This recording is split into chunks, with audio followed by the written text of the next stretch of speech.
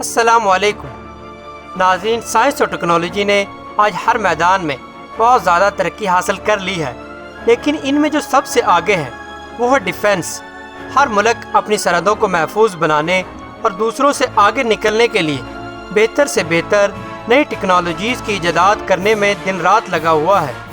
اب اگر اس دنیا کو محفوظ اور سیف بنانے کے لیے کوئی بھی چیز آڑے آ رہی ہے تو وہ ہے نیوکلیر بامز۔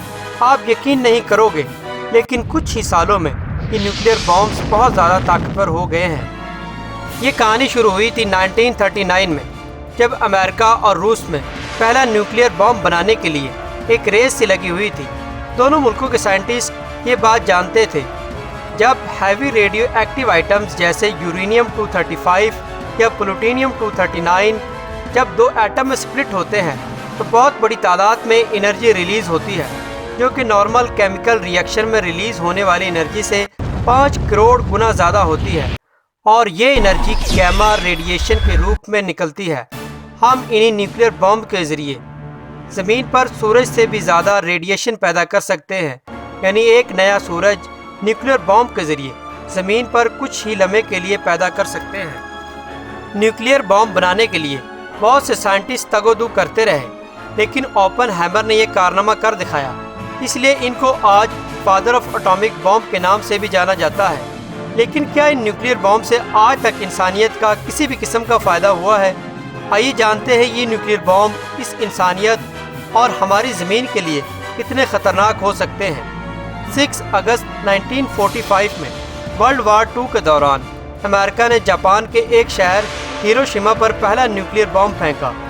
بام کا نام لٹل بوائے تھا، اور اس کے بلاسٹ کی طاقت 15,000 کلو ٹن TNT کے دھماکوں کے برابر تھی۔ بلاسٹ کے دوران اس نے 63 ٹیرا جاؤل انرجی ریلیز کی، اور تقریباً 1,35,000 لوگ اس کی وجہ سے موت کا شکار ہوئے۔ آپ یہ جان کر حیران ہوں گے، اس دھماکے میں صرف 1.38% یعنی 0.7 گرام یورینیم کا فیوژن ہوا تھا۔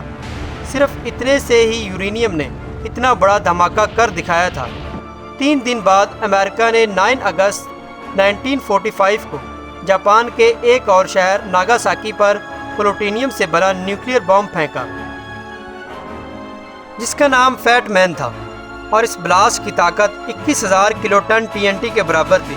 اس بلاسٹ میں 96 ٹیرا جاؤل کی انرجی ریلیز ہوئی تھی، اور اس کی وجہ سے 75,000 لوگ موت کا شکار ہو گئے تھے۔ یہ بام ہماری زمین پر استعمال کیا جانے والا سب سے بڑا نیوکلیر بام تھا۔ پاکستان نے 28 مئی 1998 کو جس ایٹم بم کا تجربہ کیا تھا وہ 45,000 کلو TNT کے برابر تھا، اور اس نے بلاسٹ کے دوران 180 ٹیرا جاؤل انرجی ریلیز کی تھی۔ پاکستان اور انڈیا کی جنگ کے دوران اگر پاکستان اس ایٹم بم کا استعمال انڈیا کے ممبئی جیسے شہر پر کرتا ہے تو یہ بم 3 کلومیٹر کے ریڈیس میں موجود ہر چیز کو چند سیکنڈ میں تباہ کر دے گا، اور اس ایٹم بم کے بلاسٹ کی وجہ سے 6,63,340 لوگ موت کا شکار ہو سکتے ہیں، اور 11,02,610 لوگ شدید زخمی ہو سکتے ہیں۔ لیکن کیا یہ اب تک کے سب سے زیادہ پاورفل نیوکلیر بام تھے؟ بالکل نہیں۔ اس کے بعد نیوکلیر بام میں بہت زیادہ جدت آئی ہے، اور اس نے تو ساری انسانیت کے لیے ہی خطرہ پیدا کر دیا ہے، کیونکہ اب ایٹم بام نہیں، سائنٹسٹ ہائیڈروجن بام بنانے کی ریس میں لگ گئے ہیں۔ یہ بام بالکل اسی طریقے سے کام کرتے ہیں جس طریقے سے سورج کو انرجی ملتی ہے۔ حال ہی میں نارتھ کوریا نے 2017 میں جس ہائیڈروجن بام کا تجربہ کیا تھا وہ کافی کمزور ہائیڈروجن بام تھا، لیکن پھر بھی اس نے 150 کلو ٹن TNT انرجی ریلیز کی تھی، جو کہ ہیروشیما میں پھینکے جانے والے بام سے 15 گنا زیادہ تھی۔ فار ایگزامپل، اللہ نہ کرے یہ اگر پاکستان کے شہر کراچی میں بلاسٹ ہو جائے تو اس کا ڈسٹرکشن ریڈیس 5 کلومیٹر رہے گا، اور ایئر بلاسٹ 10 کلومیٹر تک، جس کے نتیجے میں 1,51,220 لوگ موت کا شکار ہو سکتے ہیں، اور 10,34,050 لوگ۔ لیکن امریکہ کا سب سے طاقتور B-83 بام نارتھ کوریا کے بم سے کئی گنا زیادہ طاقتور ہے۔ B-83 بم ہائیڈروجن بم کے بلاسٹ ہونے پر 5 بیٹا جاؤل انرجی ریلیز ہوتی ہے، یعنی 1.2 میگا ٹن TNT کے برابر، جو کہ ہیروشیما کے بم سے 80 گنا زیادہ ہے۔ B-83 بم اگر کسی شہر پر گرایا گیا تو 12 کلومیٹر کے ریڈیس میں موجود ہر چیز کو ختم کر دے گا۔ یہ خطرناک بم 36 لاکھ لوگوں کو مار سکتا ہے اور 55 لاکھ لوگوں کو بری طرح زخمی۔ لیکن امریکہ نے جو سب سے پہلے ہائیڈروجن بم ٹیسٹ کیا تھا وہ ہے آئی مائک بم، جو کہ B-83 بم سے کئی گنا زیادہ پاورفل تھا۔ اس کے بلاسٹ کی انرجی 10.4 میگا ٹن TNT ہے۔